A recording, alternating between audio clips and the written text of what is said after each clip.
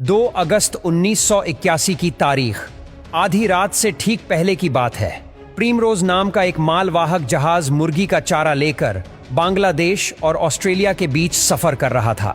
खराब मौसम और कुछ कंफ्यूजन के चलते जहाज भटक गया और सुबह पता चला कि जहाज एक शैवाल की चट्टान से टकराया है। सूखी जमीन देखकर जहाज के कैप्टन को हिम्मत मिली। सामने एक बड़ा सा टापू था जिसमें मीलों लंबा बीच था। जहाज टापू से नजदीक था, लेकिन समुद्र में काफी हलचल थी, इसीलिए लाइफ बोट उतारना मुश्किल हो रहा था। क्योंकि जहाज के डूबने जैसा कोई खतरा नहीं था, इसलिए कप्तान ने फैसला किया कि जहाज पर ही रुककर मदद का इंतजार करेंगे। धीरे धीरे कुछ दिन गुजर जाते हैं। एक दिन शिप के वॉच टावर में खड़े एक लड़के को कुछ लोग दिखाई दिए। उसने देखा कि कुछ लोग टापू के जंगलों से उस ओर आ रहे हैं। पहले तो उसे लगा कि शिपिंग कंपनी ने रेस्क्यू के लिए लोग भेजे होंगे। फिर उसने नजर जरा पैनी की तो देखा ये आम लोग नहीं थे। छोटे कद के लेकिन तगड़े आदमी जिनके घुंघराले बाल थे। इनमें से किसी ने भी कपड़े नहीं पहन रखे थे, सिवाय एक बेल्ट जैसी चीज के जो उनके कमर से बंधी थी। साथ ही इन लोगों ने भाले और धनुष तीर पकड़ रखे थे, जिन्हें वो हवा में लहरा रहे थे। उसी वक्त वहां से कोसों दूर हांगकांग में रीजेंट शिपिंग कंपनी के ऑफिस में फोन की घंटी बजी। फोन उठा। सामने से कप्तान की कांपती हुई आवाज आई। 50 के आसपास जंगली लोग लकड़ी की नाव से जहाज पर हमला करने आ रहे हैं। शाम तक ये शिप पर चढ़ जाएंगे, कोई नहीं बचेगा। जल्दी हेलीकॉप्टर भेजकर हथियार गिराओ।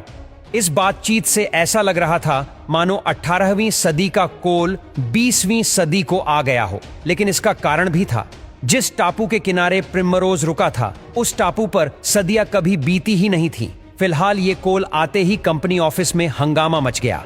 बात हांगकांग सरकार तक पहुंची। एक सरकारी प्रवक्ता ने कहा, लगता है प्रिमरोज का कप्तान पागल हो गया है। अगले दिन प्रेस में खबर छपी कि इस द्वीप के लोग आदमखोर हैं जो इंसान को मारकर खा जाते हैं। इधर शिप पर हालत खराब थी। एक फ्लेयर गन, कुछ पाइप, जिसको जो मिला पकड़ कर ले आया।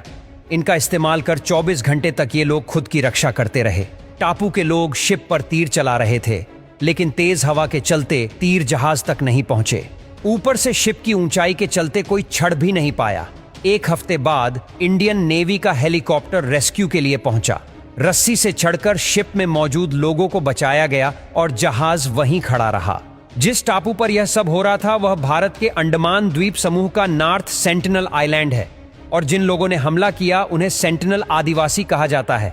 भारत का यह वो इलाका है जिसका 60,000 सालों से सभ्यता से पाला नहीं पड़ा है। यहाँ ना कोई जा सकता है, ना इन लोगों से मिल सकता है। यह लोग आग जलाना नहीं जानते, बल्कि बिजली गिरने पर चिंगारी को संभाल कर रखते हैं और उसी से काम चलाते हैं। ये लोग खेती नहीं करते, बल्कि आदिमानव की तरह शिकार और खाना इकट्ठा करते हैं।